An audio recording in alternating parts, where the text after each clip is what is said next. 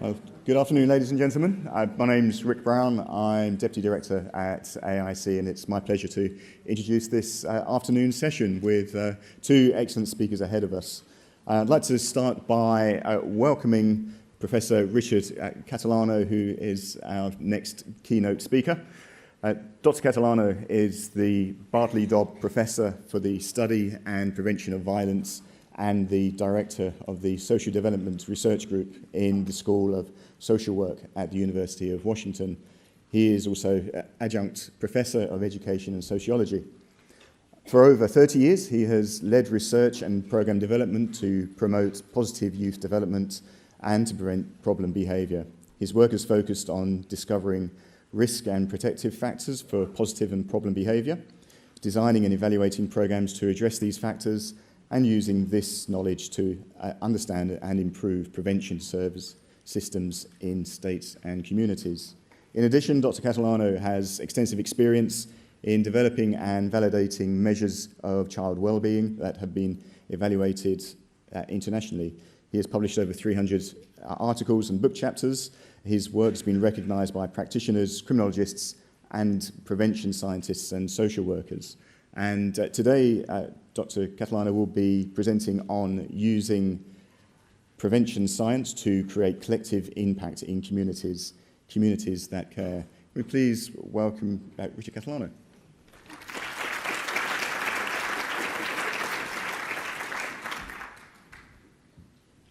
Well, thanks for that nice introduction, and thanks to the conference organizers for asking me here. I really feel honored to be here. I would like to thank Diane Kerr for welcoming all of us to her land, and also the Minister O'Donoghue for his remarks on the critical nature of building capacity of communities to engage in crime prevention and hopefully to get collective impact across the community. As Adam Thomason said earlier today, it takes multiple agencies, community groups, residents to really prevent crime, and I think Karen really drove that point home this morning in the first keynote.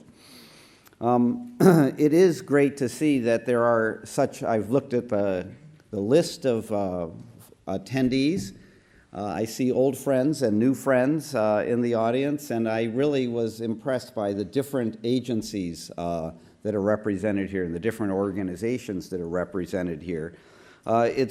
I hope that you are chatting with each other at the break and not just with your own friends or those in your own departments, because these collaborations and connections that are across sector are really necessary to harness the environment, to support youth development, and prevent multiple problems, including crime and violence, gangs, mental health problems, substance abuse, all the issues that we've heard about today, as well as things like school dropout and teen pregnancy. So I'm a professor, as Rick said, and I'm also the director of the Social Development Research Group. And over the last, it's almost, I think that this year it might tick over to 35 years, and so it's really, it's an honor to be so old, and I wish my cane was with me today.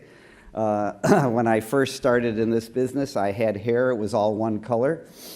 My wife says, your hair is one color still, Rick. It's just a different color than when it started. But along with the director, David Hawkins of the Social Development Research Group, and our associate director, Kevin Haggerty, and other colleagues, we've been investigating a couple of different kinds of research. The first thing we've tried to understand is, what are the predictors of youth development, of positive youth development, things like academic success, getting along well with mates, strong relationships in the community, et cetera. What are the predictors of those things eventually happening? And then, what are the predictors of things that get in the way of academic success and healthy development, things that impede kids from getting there, things like substance abuse and early school leaving, crime and violence, risky sexual behavior, depression, anxiety, risky driving. What can we do to understand what the predictors of those problems are as well? Now, many academics are really happy at that point. They say, oh, look what we found out. We found out here are the predictors of positive development. Here are the predictors of negative development. Now we'll leave it to everybody in this room to figure out what to do about it. We think that you are all creating interesting solutions. I looked at the program. I sat in a few sessions. But I think at SDRG, we're also interested in taking that work a step further to try to say, if these are the predictors of later positive or negative outcomes, can we change those factors earlier in development? And what would happen if we did? What would happen if we could take a disadvantaged community and try to organize it? What would happen if that occurred? What would happen if we tried to change kids' commitment to school? Many kids in schools don't like school. It's a place of failure for them often.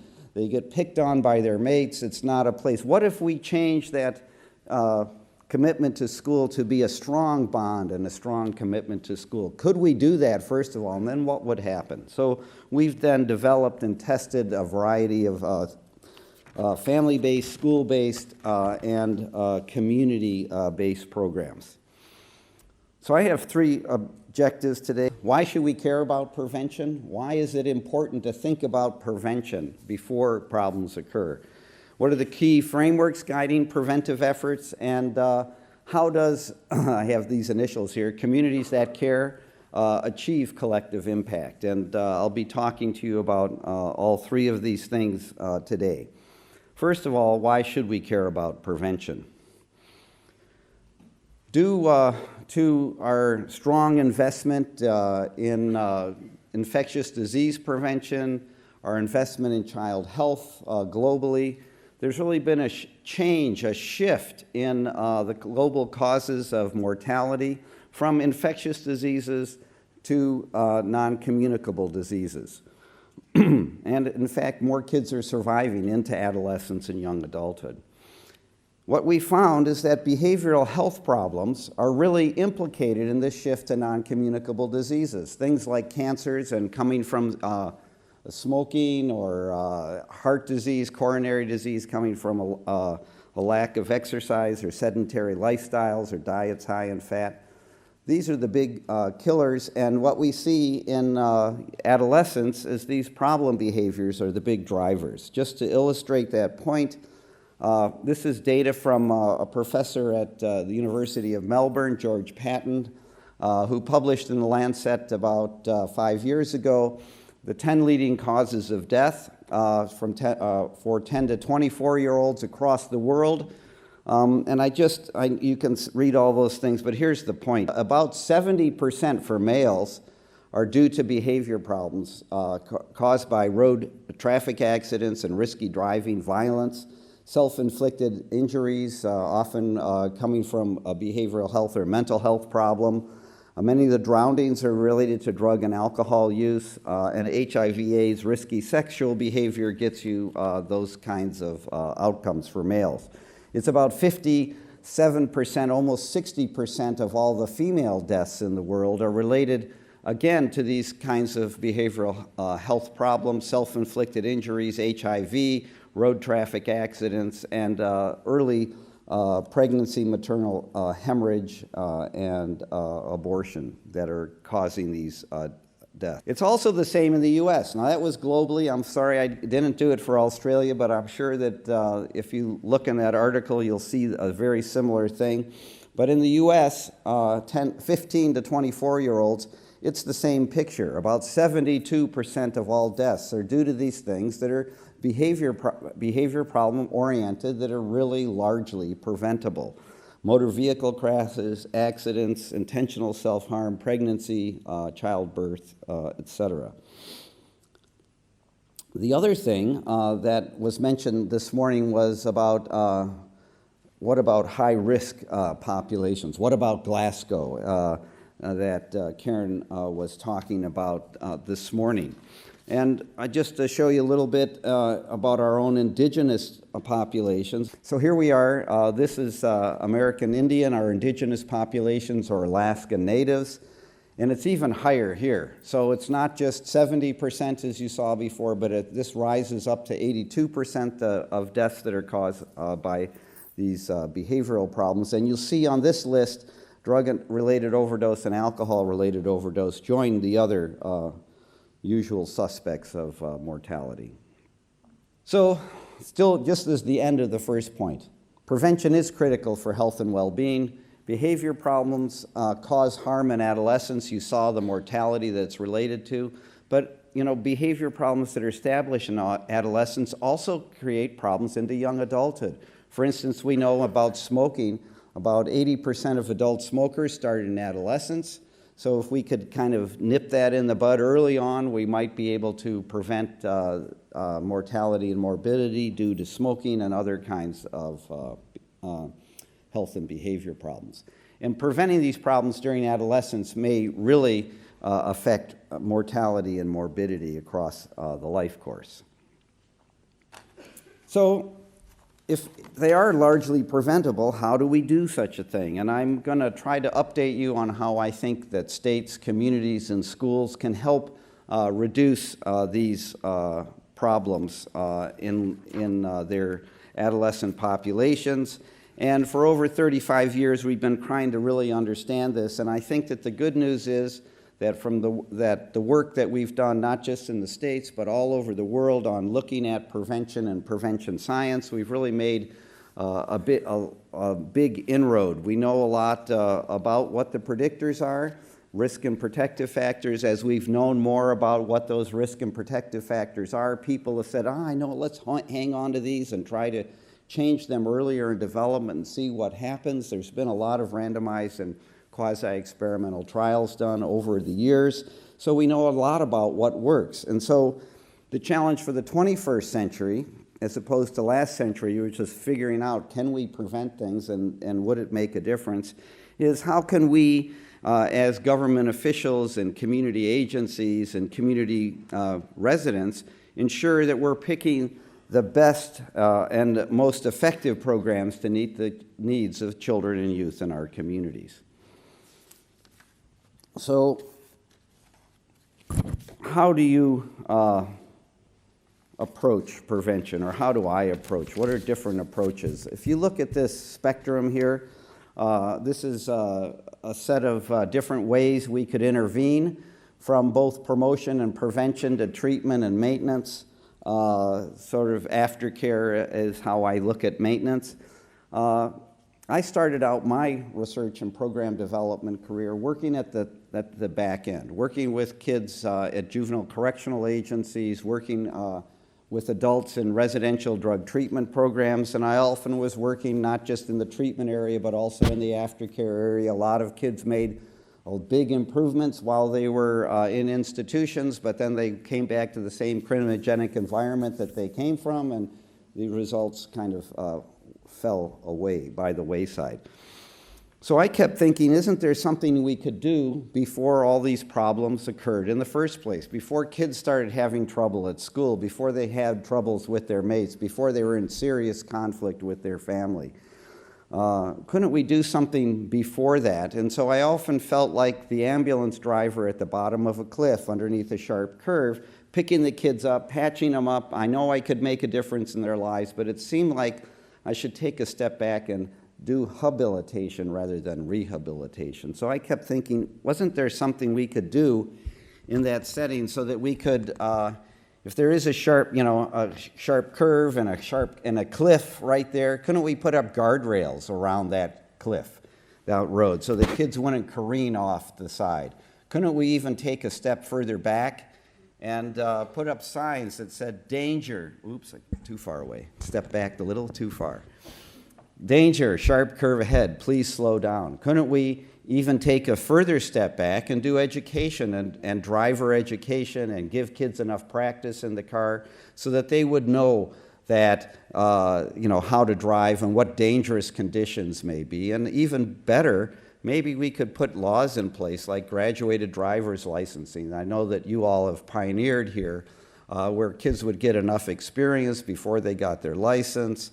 They would be restricted from driving at night or driving with peers. And best, couldn't we do all those things? Target hardening, the guardrails, education, signs, so public health campaigns, education for the kids themselves to how to drive better, as well as laws and policies in place. So I kept thinking, this seems like the right way to go, and I think that many of us are excited about prevention and finding an effective approach to prevention.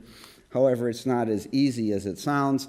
So for instance, we know that Ben Franklin was the guy who first got credited for writing down the old adage, an ounce of prevention is worth a pound of cure. Easily translatable in this context is 100 grams of prevention is worth a kilo of cure. But I think if prevention is going to go from an old adage, which seems so simple to do, to a science, it's going to need a couple of things. The first thing it's going to need is a knowledge base. Is a framework. We need a framework for prevention.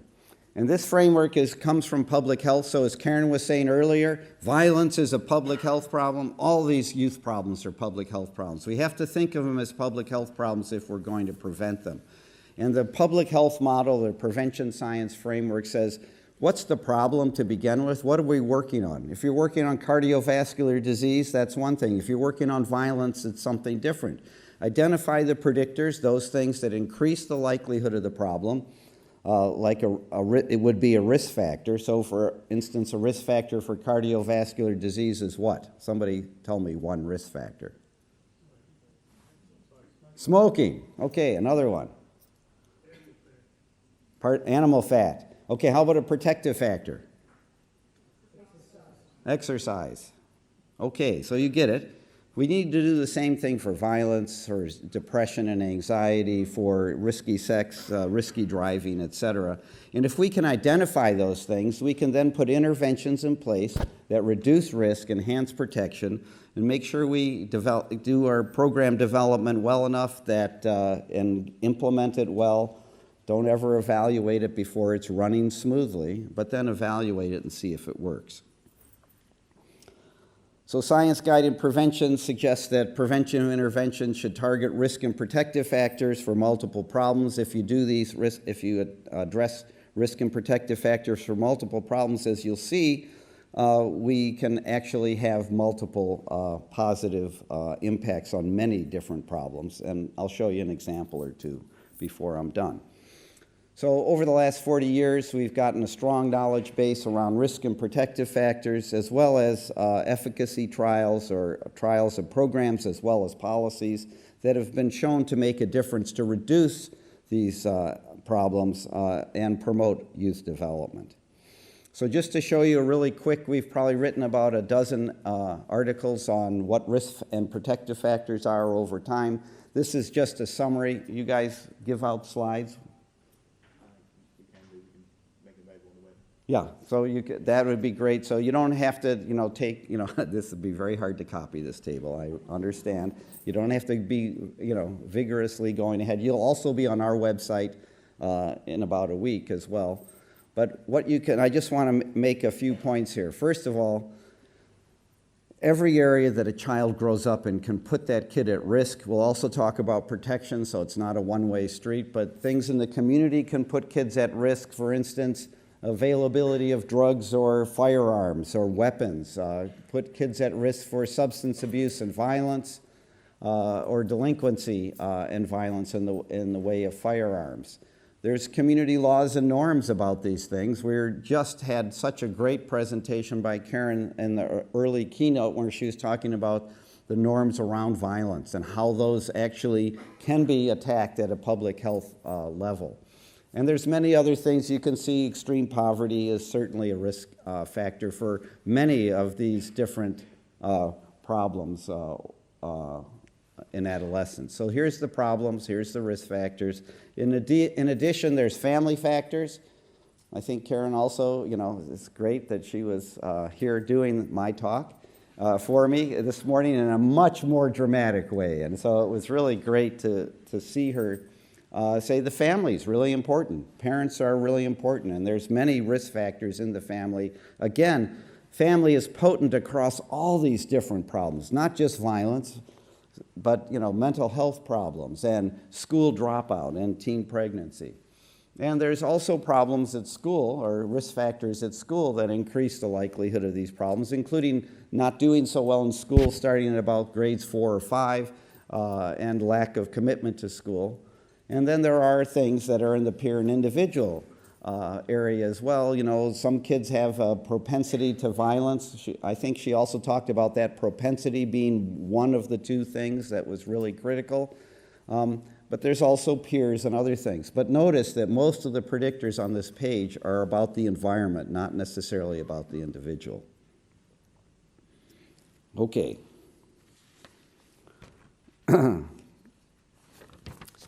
In addition to risk factors, there's, I think, some of the most exciting work that's been done in the last 20 to 30 years has been on the discovery of protective factors.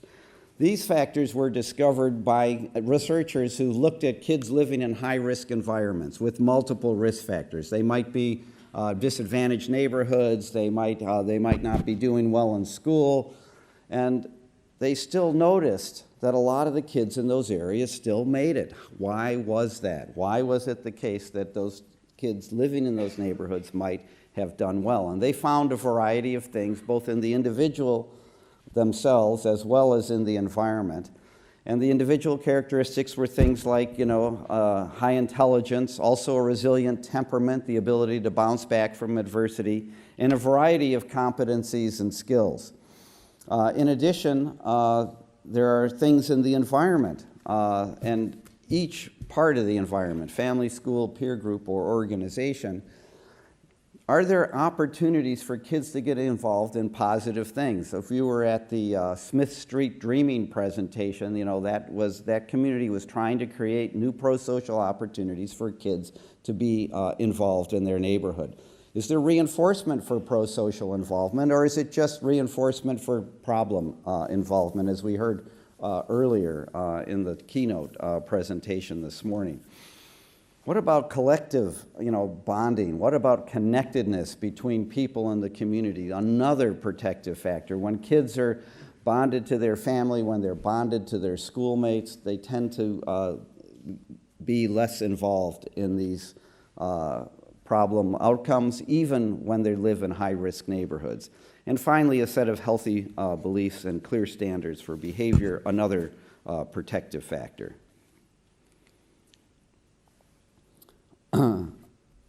These risk and protective factors clump into two different groups. You can see what happens over time. The family is the first area where kids can be exposed to risk and protection. That's joined by school as kids get into school. Peer groups, start affecting kids in late primary school and early middle school.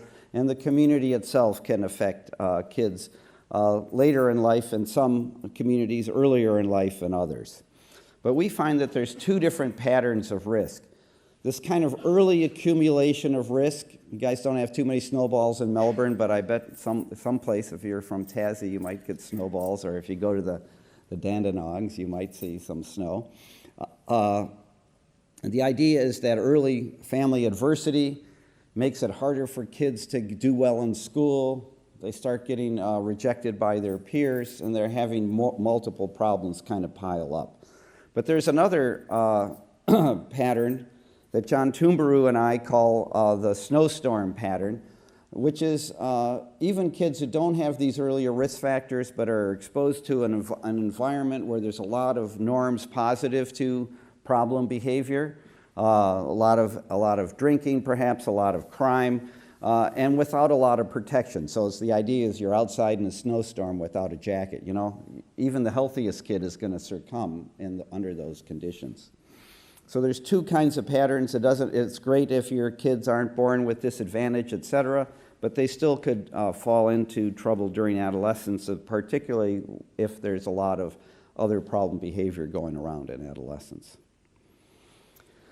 So the second part of the knowledge base is what works. My colleagues and I from around the world illustrated in this issue of The Lancet, or this series on adolescent health, looking at the kinds of programs that we found to work. We found over 100 programs that have been tested in experimental or quasi-experimental studies. What does that mean? What is an efficacious intervention? It means that it has a strong evaluation design. It means that they've shown impact on some behavioral outcome and also not had any negative effects. Nothing like, oh, well, we reduced crime, but we increased substance use. No, we couldn't put it on the list if it did those two things together. Intervention specificity, it had to talk about the population focus. It had to talk about what risk and protective factors were identified. And then it actually had to have some way to implement it in real communities by real people. It couldn't just be a research article written and said, oh yeah, here's a great idea, but leave it up to you to try to read between the lines to how to do it. It would have to have training materials, technical assistance, et cetera, and it'd be great if it had some information on cost benefit. So what we found was wide-ranging programs that addressed a wide variety of different outcomes up here and a lot of different kinds of programs from early in development, like prenatal and infancy programs, on early childhood education, parent training actually throughout childhood and adolescence, other kinds of approaches, after-school recreation, mentoring, things that you do in the schools, like how you organize your schools or manage your schools, what kinds of curricula you have. There might be drug or violence prevention curricula, as well as different kinds of community-based interventions as well, youth development interventions, some policies, community mobilization, and some law enforcement approaches, et cetera, that we heard about again this morning. The problem is, or at least the problem is from my standpoint, despite all this progress, so let me just ask another question. What did you see on these last two charts? Were you amazed by the checks or the absence of checks? The absence of checks. Okay, so let me just give you a little history about this old man here. When I first started in this business, there was no checks on either of these things. There was nothing that worked. We looked at our first venture into this, we found 25 programs that had strong enough evaluations to tell if they made a difference. None of them worked. So when an old guy like me says, at the end of my career, that's pretty good.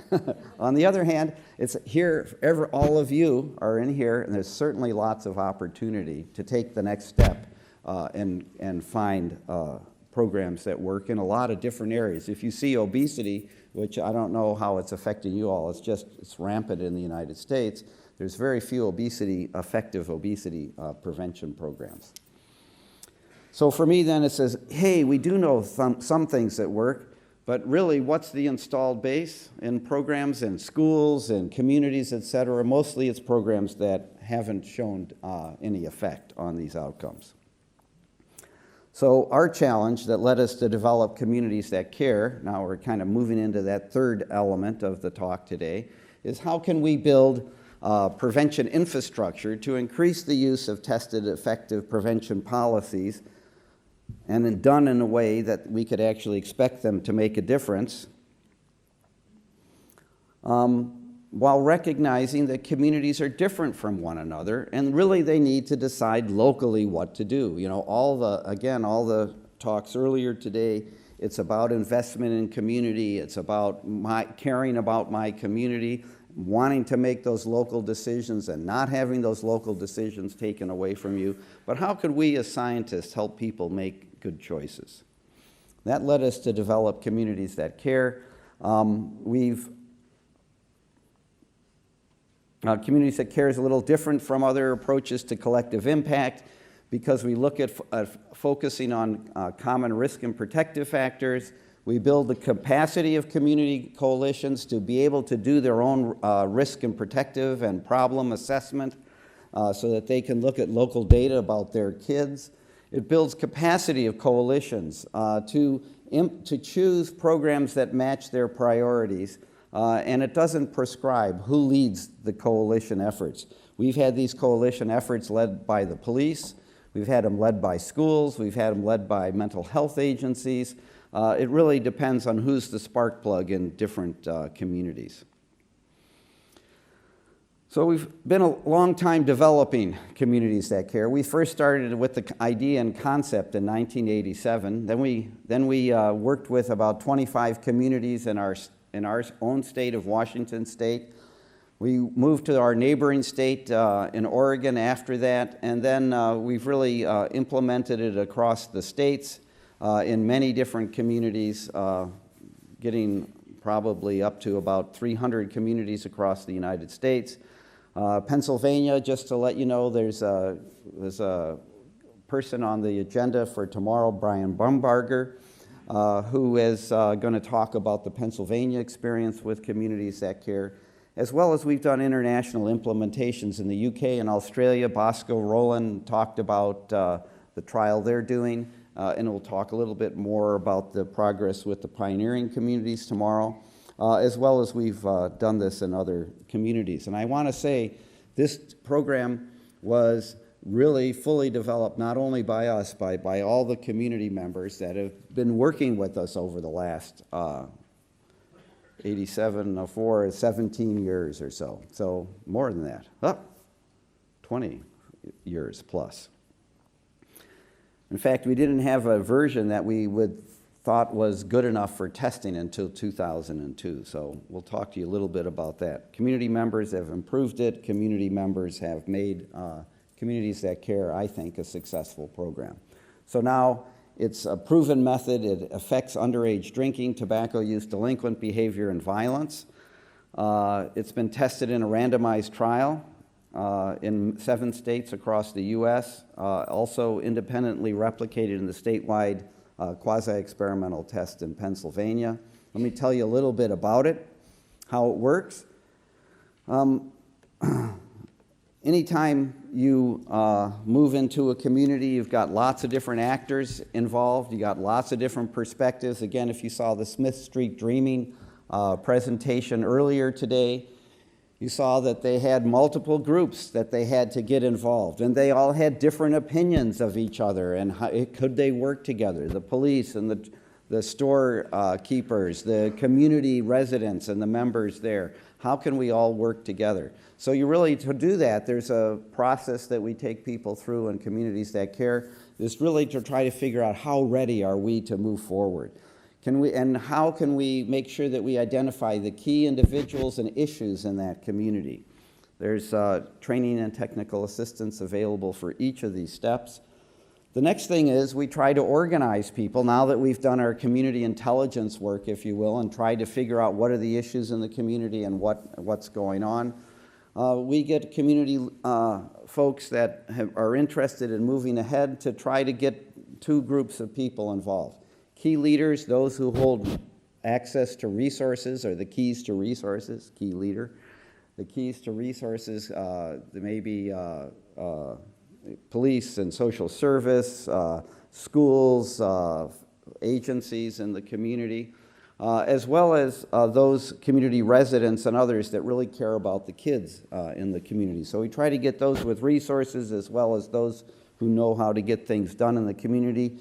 Talk to them about how to get organized and what the idea is behind prevention science and how they might move ahead in the next several years. We then collect data on risk protection and outcomes and construct a community profile from the data. We use a survey that we call the Communities That Care You survey. That survey has been administered twice in Victoria-wide. I'm looking at John Toomber, twice. Okay, good. I still have that right. And so we've really, and we've also done some international testing with the International Youth Development Study. That survey works here well in the schools, and it gives a good perspective of adolescents and young people's experiences and perspectives. It has reliable and valid measures. And it really allows you to look in a single profile at what are the most elevated risk factors or most depressed protective factors in our community and what are levels of problems. Really important to have local data. Before we had local data, we did this for a long time without any data at all. People said, oh, I know what those risk factors are. The schools folks say it's academic failure. That's the most important risk factor.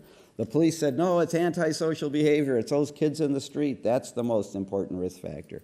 The family agency said, no, it's family management problems. That's the most. And so they all kind of yelled at each other until somebody won, or somebody stayed at the table long enough to win that argument. They said, Rick, you got to give us data. We can't just be you can't have the same people always making the same arguments. Let's look at some local data to make some decisions. So we, at great hesitation, we've developed this survey instrument. It's been used in a lot of different places. Cheryl Hemphill here has been responsible for looking at its reliability and validity in Australia compared to the United States, and others have looked at it in different countries. And it also is a great idea because you can do it again and you can see if you've made a difference, because you can do the survey again in the same school's population every couple of years, and you can see, did it make a difference or not? So why assess local communities? Why is this important? Isn't it just the same problem? Well, this picture represents different communities and the different types of communities. And when we did this is just data from our trial. We had 12 different communities doing the program, and you can see that there are some similarities. There are some that all have low commitment to school, but not every community had that. Only one community said, oh, we have norms favorable to drug use.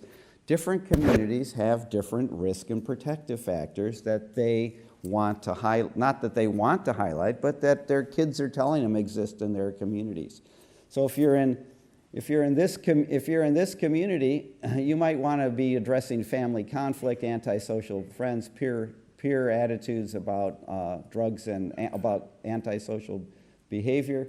But if you're in this community, you might not be addressing the same kinds of things. This one has more poor family management, low commitment to school, and they share the antisocial friends. The idea here is you should, just like if you have a cold, there's a certain kind of prescription. If you have a virus, there might be a different kind of prescription. The communities are just the same. We need to assess our communities, figure out what they need, and then put in place programs that address those priorities.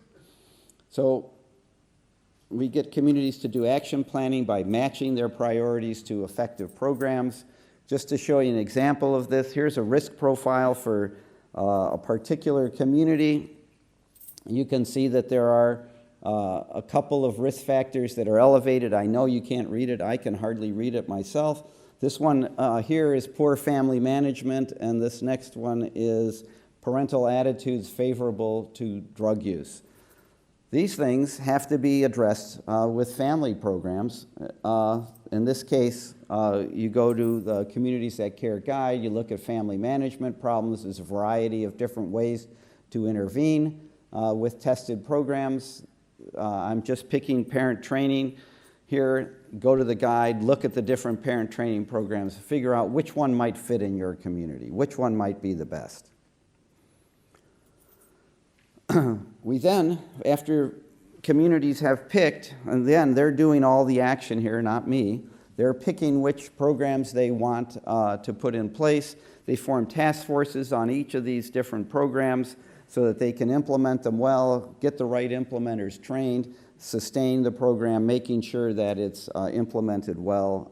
And this whole process takes about a year to get to the program implementation phase, so there's a lot of readiness assessment and assessing risk protection and developing a plan. It takes about 6 to 9 months to do that. At about a year, people put programs in place.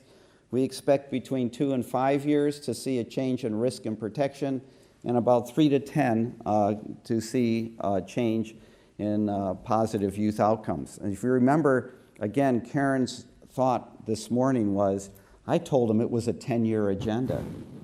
It is a 10-year agenda, and most politicians want to hear 3 months to a year. Well, it really takes this long. On the other hand, with Communities That Care, you can show them what the progress is at each point. And you can say, okay, well, in 2 years we expect risk and protection. In 1 year we expect that we'll have different programming in place that's decided upon by the community, that we all come together to support. So what happens when you do this approach? We tested Communities That Care across 24 different towns, across 7 different states. At least 2 pairs, at least 2 communities in each state, mostly 4 pairs, 2 pairs in each state. They were randomly assigned to be into the communities that carry condition or control. We did a 5-year implementation phase, 3-year follow-up post-intervention, because we wanted to see what happened after we withdrew support, to see if the effects were maintained. And how we evaluated this is we got kids that were all in the 5th grade at each of those communities. We did a population level sample of all 5th grade kids, and then we followed them annually over time. This work is not easy. I think you'll hear that theme a lot about community work. Not only do you need a lot of collaborators, but you need a lot of funders to do this kind of work.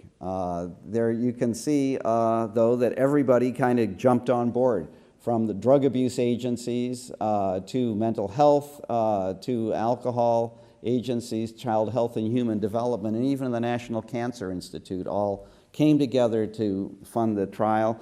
And in each state that we were in, the single state agency that was responsible for substance use or mental health or juvenile justice participated with us. Very complicated. This is so complicated. Isn't it so professorial? So Ross, is Ross in here? Hummel, he'll love this model. He's over here. Oh, you'll love the model, right? Okay, good. He says, no, I won't. I don't like models. So let me just say it's very simple. You see on the left side is, if we do training and technical assistance, we expect these middle things to change. We expect that they're going to adopt more science-based approaches. Yeah, we see that little article underneath it. Yeah, we found that. They adopted more science-based approaches than the control communities. We think they'll collaborate more. Yep, they do collaborate more. Community support for prevention, we haven't tested that one yet. Community norms did change. And also the protective factors changed, the social skills, opportunities, recognition, and bonding.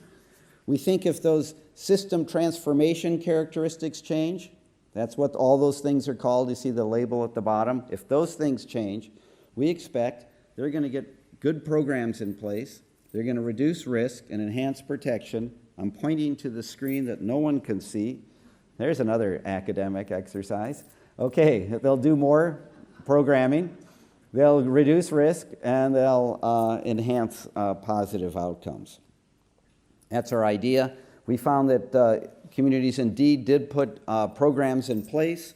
In our 12 communities, they put between 2 and 3 programs. They started with about 2 programs per community at the beginning. There's 12 communities, so it's a little over 2, and then kind of got a nice level in between 37 and 39 different programs across the 12. So it's about 3 programs in place. And as you can see, they tend to be school-based programs, sometimes selective programs. These school-based programs are universal programs. You can read them. I hope you can see them up there. Or after-school programs like tutoring that are more for higher-risk kids, or mentoring programs, Big Brothers and Big Sisters, or family-focused programs that are focused on kids in these age ranges and trying to increase the level of family management and monitoring of kids' behaviors. So as I'll show you, we did have effects on many different outcomes, substance use outcomes and delinquency and violence. We didn't have to reach everybody. That's another hopeful message. You don't always have to reach everyone. We reached about between 20 and 50% of the people in the towns and communities. 20% usually with parent training. We can't get all parents out. It's hard to get parents to come to training. We use some other kinds of strategies, the take-home program, et cetera, but we got about 20% of the entire group of folks. We got about 50% in our school-based programs. Not all schools will open their doors to school-based curriculum, but we got about 50%. With these kinds of levels of penetration, we also had high fidelity. They did it the right way, and we had 2 tricks to get people to do the program well. The community board was the one who was in charge of fidelity, not us. We didn't really want it. We gave them tools to check and see if people were doing it right. But the community board members, those who sat on this and moved this whole process ahead would actually sit in on the sessions and say, hey, that's not going so well. You should do this. You should do that differently. And so they actually are the ones who were the monitors of how people implemented programs. And they made changes when necessary. In one case, for instance, people were omitting one of the active ingredients in many social emotional skills training courses, which is role-playing and feedback. Oh, no, that's too hard. We'll just tell them what to do, and we won't have them practice the skill. If you don't have them practice the skill, they won't learn the skill, and it's a waste of time. So the community members said, oh, you got to change the way you're doing it. You're not putting the essential elements in place. We also helped people by having regular phone call and email and once a year in-person contact between our staff and them. Again, they were spread out throughout the country. We didn't have enough resources to visit them every little bit. Once a year, a lot of phone contact though. And here's what happened as a result of doing Communities That Care over this time. So here's where we started doing Communities That Care, doing the training, and about 3 years later, this was 3 years after implementing, remember I said 2 to 5 is when you begin to see effects. At 3 years, we found effects on risk factors and delinquency initiation, about 25% reduction in delinquency initiation in grade 7. At grade 8, continuing less delinquency, but also less alcohol use, less cigarette initiation, and less binge drinking. And then by age, this is now 1 year after, this is in 10th grade, we stopped supporting program efforts right here in the communities. And 1 year later, we found those effects were sustained, reducing targeted risk factors, delinquency, violence, alcohol, and cigarette use. And then 2 years after that, we also found reductions, again, about 25 to 30% reductions in ever initiating these different substances as well as violence and delinquency. So how does it produce better outcomes? We think we've looked at this a little bit, and we think that it's the training actually increases the buy-in for science-based prevention at the leadership level. Not necessarily at the community coalition level, but at those who control resources. They're saying, yeah, we'll spend money on this because it's working. These communities are doing things. We want to do it. So training is essential to get this moving ahead, as well as getting key leaders on board, because we think that's really the mechanism. And we've shown in some, again, pointy-headed analytic stuff that it actually seems to all the effect of the intervention is gone through the key leader adoption. So was it worth the benefit, or the cost rather? Was it worth the benefit? Was the benefit worth the cost?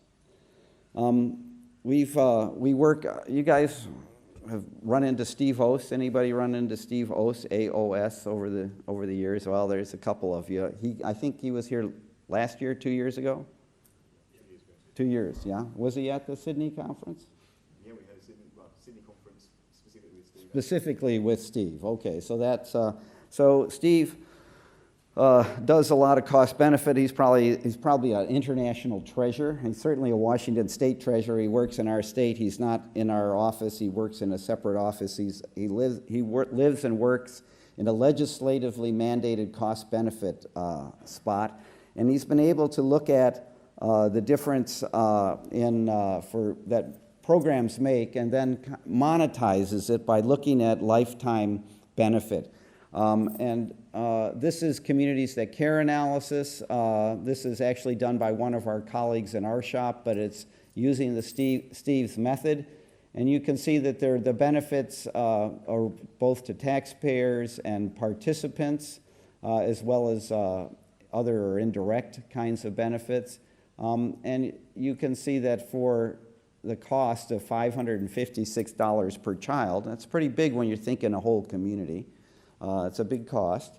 On the other hand, the benefits that are reaped from such a investment It's about $8 for every dollar invested. And if you do what Steve does, he says, oh, you and David Hawkins did this trial, so you guys did it a lot better than anybody else could ever do it in the world. So we'll cut that benefit in half. And then we still are making about $4.25 for every dollar invested. So again, these days, those are pretty good sets of investments. And it was in the criminal justice system and victimization costs. I just want to bring that to your, so it was really the crime and violence that gave us the biggest bang for our buck. Since this is a crime prevention conference, that's where the driver was. We're doing other adaptations of Communities That Care. I'll be talking about our electronic web-based Communities That Care system. We use live training for this. It takes 9 days of live training. That's very expensive. You got to get people to sites and everything else. We've just developed an electronic Communities That Care webinar-based version. I'll be talking about that tomorrow afternoon, along with Brian Bumbarger, who'll talk about the Pennsylvania experience, and Bosco Rowland will talk about the Victorian experience here in this state. We're also looking at trying to see if we can change, early years things like reducing child abuse and neglect and improving child well-being. We're doing a couple of sites looking at those early years, seeing if CTC will work in that area. We're trying to say, can we actually hook this into systems as a way of doing business as usual in high poverty urban centers? And we're doing a test in one, we're doing a pilot, I'd say, in a large city on the East Coast of the United States. And we're also exploring adaptations for indigenous populations in the United States. Last slide, almost. I think I have a thank you here, but other than that, just reviewing, CTC builds capacity to use data to support and sustain impact at scale or collective impact. It builds capacity to provide by providing tools to help prioritize risk protection and outcomes, to match those with effective programs, builds capacity to ensure fidelity and spread so that the entire target population, or at least enough of them, get exposed to these programs. It does impact programs community-wide, and it is cost beneficial even when you reduce its effect by half. Just so you know, Communities That Care Limited exists here. It's a collaboration between many different universities, the Rotary Club, the Murdoch Children's Research Institute, and the UW. Here's all the places that it exists in Australia. Many of them concentrated in Victoria because the Victorian office is right up the street.